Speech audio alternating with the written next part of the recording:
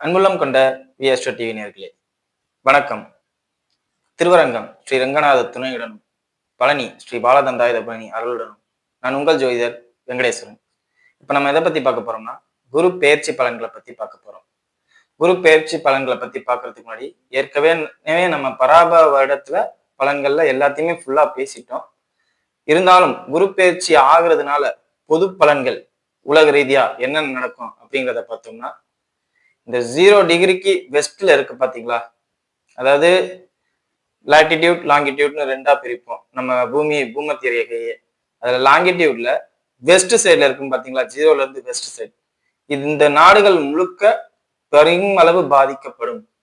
இன்னொன்னு சொல்ல போனா உள்நாட்டு யுத்தங்கள் வர்றது, அதே மாதிரி கடல் சீற்றங்களால் நிறைய இடங்கள் பாதிக்கப்படுறது, இந்த மாதிரி பல விஷயங்கள் நடக்கும். இதுக்கு அப்படியே ஆப்போசிட்ல ஈஸ்ட்ல நடக்கும். எப்படி இரவு பகல்னு வச்சிருக்கோம், அது மாதிரி 0க்கு இந்த பக்கம் வெஸ்ட் சைடு ஃபுல்லா கடுமையான பாதிப்புகளையும், 0க்கு இந்த பக்கம் ஈஸ்ட் சைடு ஃபுல்லா சூப்பரா இருக்கும், நல்லா செழிப்பமா வரும். அப்ப நம்ம எல்லாம் ஈஸ்ட் சைட்ல தான் இருக்கோம், இந்தியாவெல்லாம். அப்ப நமக்கு நல்லா இருக்கும் அப்படிங்கிறதே சொல்லலாம். இந்த காலகட்டத்துல குறிப்பா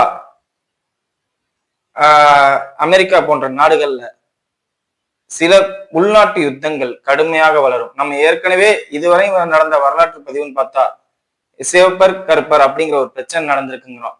இது இல்லாம புதிய புதிய பிரச்சனைகள் வரலாம் அப்படிங்கிற ஒரு அமைப்பும் இருக்கு. அதே மாதிரி அந்த நாட்டு அதிபரே சில சமயம் உடல்நல பாதிப்பு ஏற்படுறது மாதிரி உள்ள சூழ்நிலைகள்லாம் நடக்கும். சோ அந்த நாட்டுக்கு இந்த மாதிரி சூழ்நிலைகள் நடக்கும்போது இங்க பார்த்தோம்னா புதிய மாற்றங்கள், புதிய திருப்பங்கள். நம்ம ஏற்கனவே கூட சொன்ன மஞ்சள் கொடியுடைய கட்சி தான் ஜெயிக்கும் அப்படிங்கிறத பராபவரோட பலன்கள்ல ஏற்கனவே சொல்லியிருக்கோம். நம்ம வேணா நம்ம வீடியோல போட்டுருலீங்க, நம்ம வீடியோஸ்ல போய் பாருங்க. சோ இது மாதிரி இங்க நல்ல ஆட்சி நடக்கும். வைகாசி 18க்கு பின் தான் அது தீர்மானம் ஆகும். அதுக்கு முன்னாடியே தீர்மானம் ஆனாலும் அது கொஞ்சம் இழுபறியிலேயே போய்கிட்டு இருக்க மாதிரி தான் இருக்கும் அப்படிங்கிற மாதிரி சொல்லியிருக்கான். சோ வைகாசி 18க்கு அப்புறம் உங்களுக்கு குரு பெயர்ச்சி ஆனதுக்கு அப்புறம் இங்க தமிழகத்திலே நிறைய மாற்றங்கள் இருக்கும் அப்படிங்கிறத சொல்லலாம். அதே மாதிரி ஐடி செக்டார்ல இருக்கிறவங்க ரொம்ப கவனமா இருங்க. வேலை சம்பந்தப்பட்ட அமைப்புகள்ல நிறைய பாதிப்புகள் வர்ற மாதிரி அமைப்புகள்ல இருக்கும். சொந்த ஊருக்கே போய் வேலை செய்யணும், வெளிநாட்டுல வேலை பார்க்குறவங்க, ஐடி செக்டர்ல வேலை பார்க்குறவங்க, ஊரை விட்டு வெளியில போய் வேலை பார்க்குற அனைவருமே திரும்ப ஊருக்குள்ள வர்ற அமைப்புகளை ஏற்படுத்தும் இந்த உச்சகுரு. ஏன்னா உச்சகுருனாவே மதிப்பு, மரியாதை, அங்கீகாரத்தோட வாழக்கூடிய அமைப்பு. சோ அந்த அமைப்பு சொந்த ஊர்ல தான் கிடைக்கும் ஒழிய வேற எங்கேயும் கிடைக்காது அப்படிங்கிற ஒரு சூழ்நிலை வர்றதுனால வெளியில போய் வேலை பார்க்குறவங்க மட்டும் கவனமா இருங்க. அதே மாதிரி அமெரிக்கன் ரிலேட்டட் அந்த ஈஸ்டுக்கு இந்த பக்கம் சொன்னால வெஸ்ட், 0ல இருந்து வெஸ்ட் சைட்ல உள்ள கம்பெனிஸ்ல இன்வெஸ்ட்மெண்ட் பண்ணியிருக்கவங்க, ஷேர் மார்க்கெட்ல இன்வெஸ்ட்மெண்ட் பண்ணியிருக்கவங்களா இருந்தா கொஞ்சம் கவனமா இருங்க. பேக்கப் ஆப்ஷன் எடுத்து வச்சுக்கோங்க. நான் உங்களுக்கு நெகட்டிவா சொல்லல, அவங்களுக்கு கொஞ்சம் சூழ்நிலை மாறுது. ஸோ அவங்க சூழ்நிலை மாறும்போது நம்ம பாதுகாப்பா இருக்கணும், கவனமா இருக்கணும், பேக்கப்க்கு ஆப்ஷன் எடுத்து வச்சுக்கணும் அப்படிங்கிறத சொல்றேன். சரிங்களா? மற்றபடி எந்த பாதிப்பும் இல்லை. சினிமா ரிலேட்டடா நிறைய மாற்றங்கள் நடக்கும். அதே மாதிரி புதிய புதிய அறிமுக நடிகர்கள்லாம் வெளியில வருவாங்க. புதிய புதிய விஷயங்கள் நிறைய, அதாவது சினிமாவை பொறுத்தவரை மொத்தமாவே மாறும் இந்த வருஷம். புதுசா இருக்கிறவங்களுக்கு நிறைய மதிப்பு இருக்கும். ஏற்கனவே எக்ஸ்பீரியன்ஸ்டு நல்ல நாலேஜ் உள்ளவங்க, நல்ல பெரிய பெரிய பட்டம்லாம் வாங்கியிருப்பாங்க. அவங்கெல்லாம் கீழே வர்றதையும் கண்கூடா பார்க்கலாம்.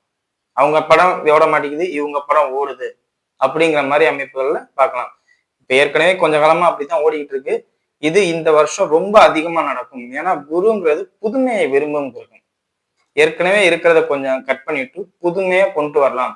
அதுவும் இல்லாம சனியும் குருவோட வீட்டுல இருக்கிறனால பழசை தூக்கி எறி, புதுசை கொண்டு வா அப்படிங்கிறதே அமைப்பை கொண்டு வரும். பழசை புதுசாக்குற மாதிரி அமைப்பெல்லாம் கொண்டு வரும்.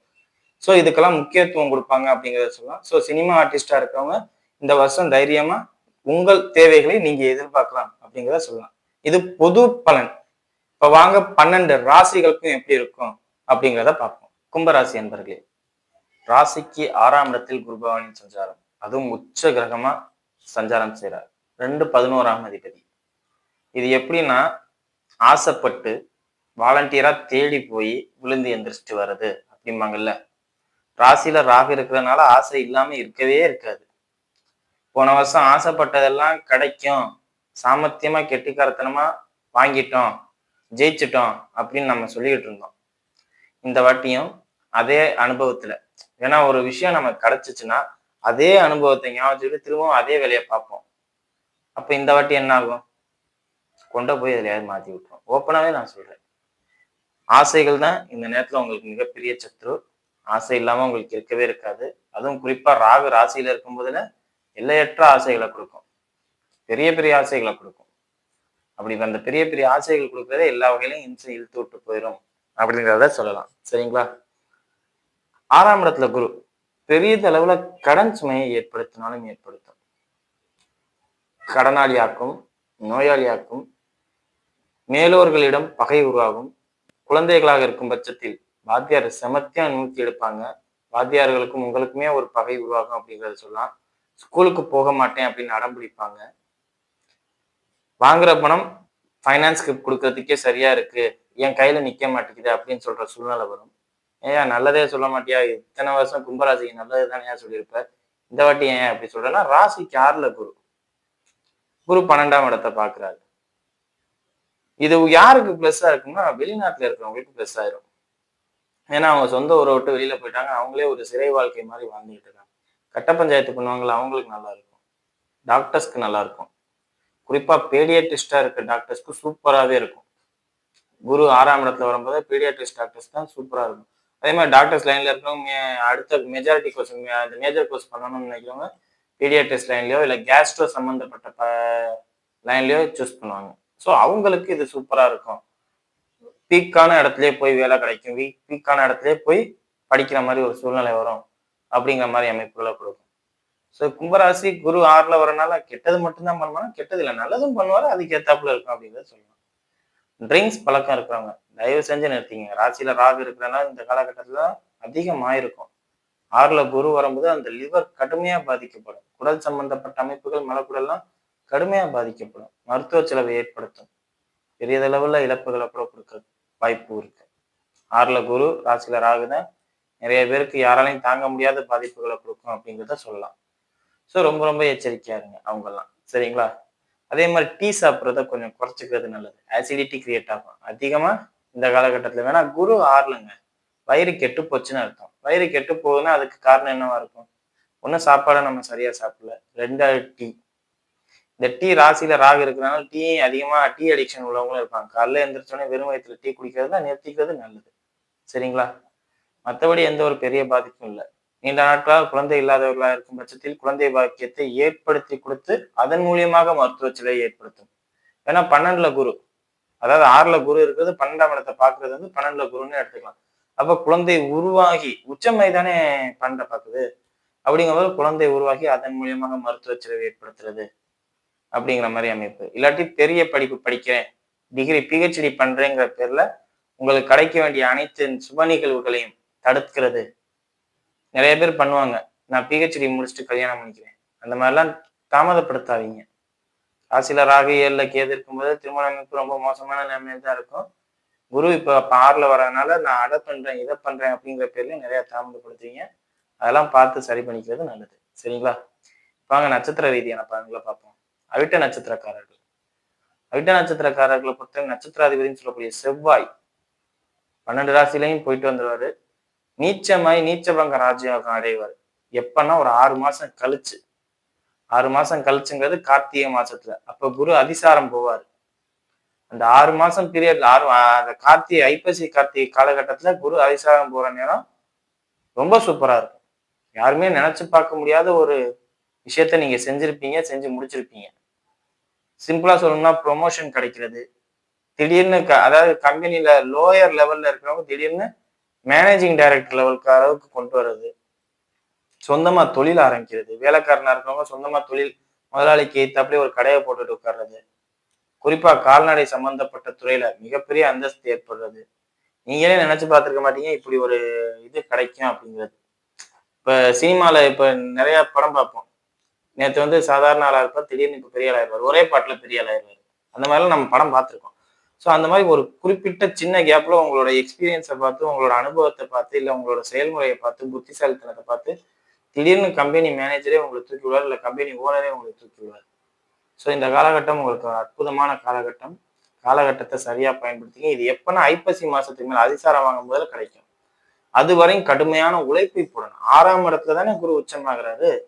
அப்ப என்ன பண்ணணும்? கடுமையான உழைப்பை போடணும்ல. உழைப்பை போட்டா தானே அது கிடைக்கும். 7ல குரு வரும்போது தூக்கி விடுவார், ஒரே அடியா தூக்கி உச்சத்துல வச்சுட்டு போவாரு. சோ அதை பார்த்துக்கங்க. சரிங்களா? பூர்வீக சொத்துல இத்தனை நாள் இந்த வில்லங்கங்கள்லாம் குறையும். இன்னும் சொல்ல போனா பூர்வீக சொத்து உங்களை தேடி வரும். காதல் சம்பந்தப்பட்ட விஷயங்கள்ல நிறைய கஷ்டத்தை அனுபவிப்பீங்க. இல்ல விட்டுட்டு போயிடுவாங்க. இந்த மாதிரி இதெல்லாம் நடக்கும். ஸோ அதெல்லாம் பார்த்து நிதானமா உங்களை ஸ்டெடி பண்ணி ஸ்டெடியா போறது நல்லது. சரிங்களா? அடுத்தது சதய நட்சத்திரக்காரர்கள். நான் சொன்னேன்ல, ஆசைப்பட்டு வாலண்டியரா தேடி போய் மாட்டுவாங்க. அது நீங்க தான். தேடி தேடி போய் விழுந்து எந்திரிச்சிட்டு வருவீங்க. தயவு செஞ்சு கொஞ்சம் கவனமா இருங்க. இத்தனை நாள் இருந்த பவர்லாம் உங்கள்ட்ட இல்லாம போயிடும். குரு 6க்கு வராரு. எப்பயோ பண்ண தப்புக்கு போன வருஷம் நான் அடிக்கடி சொல்லுவேன், உங்களுக்கு இந்த காலகட்டம் சூப்பரா இருக்கு. இப்ப நீங்க தப்பு பண்ணீங்கன்னா பின்னாடி மாட்டுவீங்க. அந்த பின்னாடி மாட்டுற காலகட்டம் இதான். செமத்தியா அடிப்பாங்க எல்லாரும். திரும்புற பக்கம்லாம் அடி விடுவோம். உருவாக்குன சாம்ராஜ்யமே தவறான வழியில உருவாக்கியிருந்தீங்கன்னா அழிஞ்சே போயிடும், காணாமே போயிடும். உருவாக்குன சாம்ராஜ்யம் தவறான வழியில உருவாக்கியிருந்தீங்கன்னா நிச்சயம் காணாம போயிடும். இதே நியாயமான வழியில உருவாக்கியிருந்தீங்கன்னா அந்த ராஜ்யம் காணாம போகாது. அந்த ராஜ்யத்தை உங்களால அனுபவிக்க முடியாத ஒரு சூழ்நிலை வரும். வேற எதுவும் இல்லை. அடுத்த வருஷம் அனுபவிச்சுக்கலாம். இன்னும் சொல்ல போனா ஐப்பசி 10க்கு மேலே அனுபவிக்கலாம். ஏன்னா அதிசாரம் வாங்கி சிம்மத்துக்கு வராரு, ராசியை பார்க்குறாரு, அந்த ராஜ்யம் நமக்கு திருப்பி கிடைக்குது அப்படிங்கிற ஒரு அமைப்பை கொடுக்கும். சரிங்களா? மற்றபடி பெரிய பாதிப்புகள் இல்லை, எல்லாமே நல்லா இருக்கு. இன்னும் சொல்ல போனா குழந்தை பாக்கியத்தை ஏற்படுத்தி தரும், பூர்வீக சொத்துல ஆதாயத்தை ஏற்படுத்தி தரும், குலதெய்வ வழிபாட்டில் நல்ல விஷயங்களை கொடுக்கும். நியாயமா இருந்தவங்களுக்கு இதெல்லாம் கொடுக்கும். கொஞ்சம் அநியாயமா இருந்து இப்ப கவர்மெண்ட் ஆபீசராகவே இருந்து நீங்க ஏதாவது தப்பான வழியில சம்பாதிச்சிருந்தீங்கன்னா அதுக்கான பிரதிபலன் தப்பான விஷயங்களை பண்ணி இது பண்ணனா இப்ப நமக்கே தெரியும், லஞ்ச ஒழிப்பு சட்டம்லாம் இருக்குது. அந்த மாதிரி விஷயங்கள்லாம் மாட்டிக்குவீங்க இந்த வருஷம். அதிசார காலகட்டத்துல இதெல்லாம் கடுமையா நடக்கும். ஏன்னா குரு சிம்மத்துக்கு வரும்போது நியாயம்னா நியாயம் தாண்டா அப்படிங்கிற மாதிரி பேசுவாங்க. ஸோ அந்த மாதிரிலாம் இருக்கும். கொஞ்சம் கவனமா இருக்கிறது நல்லது. குழந்தை விஷயத்துல எல்லாமே நல்லா இருக்கும். அதே மாதிரி குலதெய்வ வழிபாட்டுலயும் எல்லாம் நல்லா இருக்கும். வழக்கு சம்பந்தப்பட்ட அமைப்புகள்ல பெரும்பாலும் தோல்வியை சந்திக்கிற அமைப்புகள்லாம் இருக்கும். அதை கொஞ்சம் பார்த்துக்கோங்க. இன்னும் சொல்ல போனா வழக்கு ஒண்ணு நடக்குதுனாவே அது நீங்க ஏதாவது தப்பு பண்ணியிருப்பீங்கன்னு அர்த்தமே ஒழிய நீங்க பண்ணாத தப்புக்கு தண்டனை அனுபவிக்கிறது கிடையாது. சரிங்களா? அடுத்தது புரட்டாதி நட்சத்திரக்காரர்கள். புரட்டாதி நட்சத்திரக்காரர்கள் பொறுத்தவரை நட்சத்திராதிபதி 6ஆம் இடத்துல உச்சம். உடம்புக்கு முக்கியத்துவம். கடினமா உழைப்பீங்க. அதாவது புகழ் அடைவதற்காண்டி உழைப்பீங்க அப்படின்னே சொல்லலாம். உச்சத்தை தொட்டுறணும் எப்படியாது அப்படிங்கிறதுக்காண்டி உச்சமாயிருச்சு, அப்போ உச்சத்தை தொடுறதுங்கிறது இயல்பு தானே. அதுக்காண்டி ரொம்ப உழைப்பீங்க. கிடைக்குமான்னு உறுதியை சொல்ல முடியாது. ஏன் வரிசையா எல்லாருக்கும் நல்லா தானே சொல்லிட்டு இருந்தீங்க, எனக்கு மட்டும் ஏன்? அதாவது உங்க நட்சத்திரத்துக்கு இதுதான் புனர்பூசமோ விசாகமோ, அவங்களுக்குலாம் சூப்பரா சொல்லும் போதுல எனக்கு மட்டும் ஏன் இப்படி சொல்றீங்க? ராசிக்கு 6 கடுமையான உழைப்பு போடும், எஃபோர்ட்டை போடும். ஆனா இம்ப்ரூவ்மெண்ட்டே இல்லை அப்படிங்கிற மாதிரி கொடுக்கும். உங்களுக்கு சிம்மத்துல குரு வரும்போது பிரதிபலனை எதிர்பார்க்கலாம். சூப்பரா இருக்கும் அப்படிங்கிறத சொல்லலாம். அதே மாதிரி திருமண அமைப்பு, வீடு கட்டுற அமைப்பு, ஒரு ஃபவுண்டேஷன் போறதுக்கு சூப்பரான அமைப்பு, இதெல்லாம் கிடைக்கும். வீடு கட்டி வீடை கட்டுறது, கடன் வாங்கி வீடு கட்டுறது, கடன் வாங்கி கல்யாணம் பண்றது, பல பிரச்சனைக்கு அப்புறம் நான் கல்யாணம் பண்ணிட்டேன், என் மனைவியை இது பண்ணிட்டேன் அப்படிங்கிறது எல்லாமே இந்த மாதிரி விஷயங்கள்லாம் கிடைக்கும். ஆனா ஒரு விஷயம் என்னன்னா, போராட்டத்துக்கு அப்புறம் தான் கிடைக்கும். ஒரு இக்கு வச்சுதான் கிடைக்கும். ஏன்னா 6ல குரு, வேற எந்த காரணமும் இல்லை. எல்லாம் நல்லா இருக்கும், சூப்பரா இருக்கும், நீங்க நினைச்சதெல்லாம் நடக்கும். ஆனா ஒரு இக்கு வச்சு நடக்கும் அப்படிங்கிற அமைப்பு கொடுக்கும். சரிங்களா? கவனத்துடன் இருக்கணும். 40, 50 வயதை கடந்தவர்களா இருந்தா உடம்புக்கு மட்டும் முக்கியத்துவம் கொடுங்க. குறிப்பா பாதத்துல புண்ணு ஏற்படுறதுனாலயோ சிக்கல் ஏற்படுறதுனால உயிருக்கும் கண்டத்தை ஏற்படுத்தும். காரணம் என்ன? உச்ச குரு நல்லதை மட்டும்தான் செய்வாரு அப்படிங்கிறத நம்பக்கூடாது. குறிப்பா புரட்டாதி நட்சத்திரக்காரர்களுக்கு பாதத்துல ஏற்படக்கூடிய பிரச்சனையால பல இம்சைகளை கொடுப்பாரு. கவனம் தேவை. சரிங்களா? மற்றபடி எந்த ஒரு பாதிப்பும் இல்லை. வீடியோ இப்பதான் ஃபர்ஸ்ட் டைம் பார்க்குறதா லைக் பண்ணுங்க, ஷேர் பண்ணுங்க, கமெண்ட் பண்ணுங்க. சேனலை மறக்காம சப்ஸ்கிரைப் பண்ணுங்க. வேற எதுவும் ஜோதிட ஆலோசனைக்கு கீழே உள்ள நம்பருக்கு கால் பண்ணுங்க. நன்றி.